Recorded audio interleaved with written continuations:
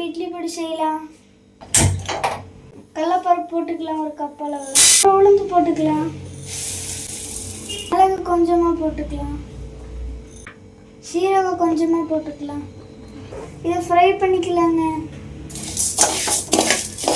புளி கொஞ்சம் போட்டுக்கலாம். இதை கருவேப்பிலை போட்டுக்கலாம். முருங்கைக்கீரை காய வச்சிருக்கோம், அதையும் இதில் போட்டுக்கலாம். பூண்டு வரமிளகாவை ஆட் பண்ணி வறுத்துக்கலாம்.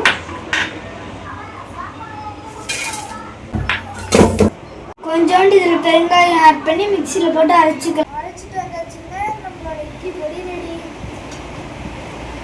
நம்மளோட இட்லி